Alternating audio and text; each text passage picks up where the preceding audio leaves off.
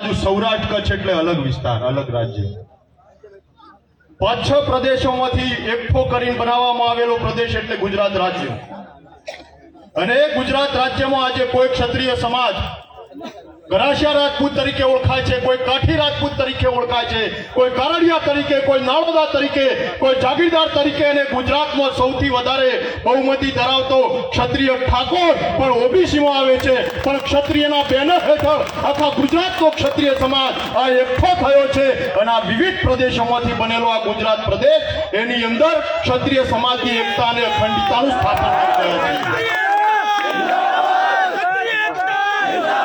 મંચક મહાનુભાવ વડીલો બધાના ચરણોમાં વંદન. પણ બધાએ પ્રદેશો કરતા ગુજરાતની પરિસ્થિતિ અલગ છે. એના ઘણા બધા કારણો છે.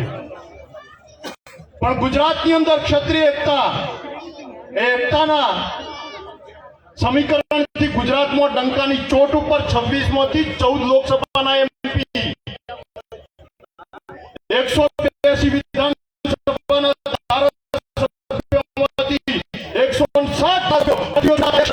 આજે આપણે એમાં બાદબાકી કરતા આ પરિસ્થિતિનું નિર્માણ થયું. હું તો વિનંતી કરું સમાજના શિષ્ટ નેતૃત્વને, ક્યાં સુધી વાળાબંધીમાં રાખીશું? ક્યાં સુધી અંદર આંતરિક ગોળ અને દીકરીઓના વ્યવહારોથી છાત્રત્વને આપણે તોલતા રહીશું?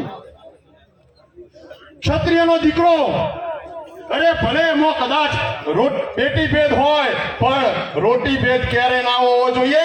આપણી વિચારધારા એ હોવી જોઈએ કે ક્ષત્રિયનો દીકરો ના કોઈથી ઊંચો છે, ના કોઈથી નીચો છે. ક્ષત્રિય કોઈનાથી નાના નથી, કોઈનાથી ઊંચા નથી. ક્ષત્રિય નહીં, ભાઈની વિચારધારા આખા ગુજરાતમાં વેગવંતી કરવી પડશે.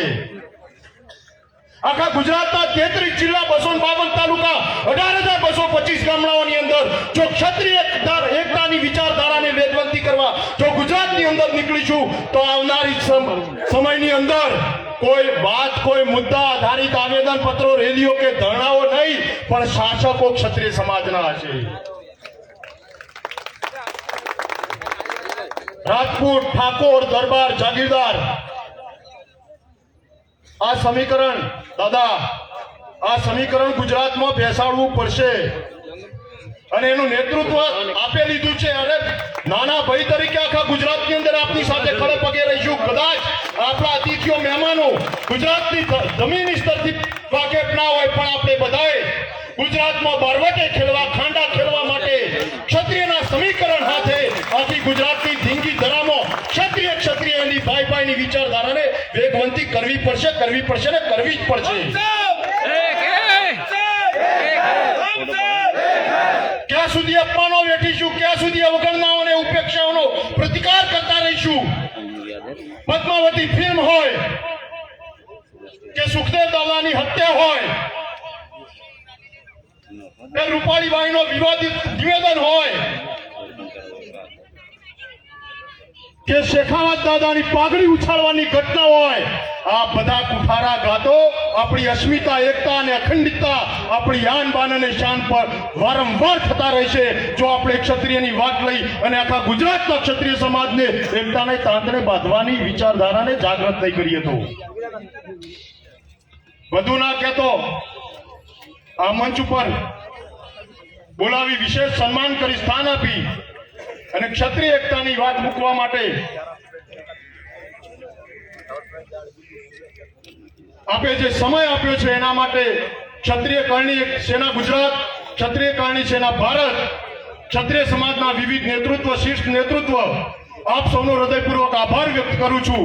અને ખાતરી આપું છું કે આખા ગુજરાતની અંદર, ગુજરાતના અન્ય રાજ્યોમાં તો નહીં પણ ગુજરાતની અંદર, એમાં સવિશેષ ઉત્તર ગુજરાત અને મધ્ય ગુજરાત, ઉત્તર ગુજરાત અને મધ્ય ગુજરાતમાં ક્ષત્રિય એકતા માટે જે પણ કરવું પડે એ કરવાની નેમ, જોમ, જુસ્સા અને તાકાત સાથે નીકળીશું. કારણ મહારાણા પ્રતાપ, શિવાજી મહારાજ, પૃથ્વીરાજ ચૌહાણ, 565 રજવાડા જેને સમર્પિત કરી દીધા, એ રાજા મહારાજાઓની તો આપણે વાત કરીએ જ છીએ. પણ આ ઉત્તર ગુજરાત અને મધ્ય ગુજરાત એટલે શૂરવીર ભાતીજી મહારાજનું ગુજરાત છે અને એ ભાતીજી દાદાનું ગુજરાત છે કે જેને લગ્ન મંડપની અંદર વરમાળા તોડીને યુદ્ધ ભૂમિની અંદર ગોળે પલાણ નાખી પોતાના પ્રાણની આહુતિ આપી અને જેને ગૌ માતા કુવાસીના રખોપા કર્યા છે એ શૂરવીર ભાતીજીના સંતાનો વંશજો એના દીકરાઓ છીએ એટલે ધર્મ માટે ક્યારે પાછી પાની કરી નથી, કરવાના નથી અને ભવિષ્યમાં પણ કરીશું નહીં. એ જ વાત સાથે ખાતરી સાથે આપનો સૌનો હૃદયપૂર્વક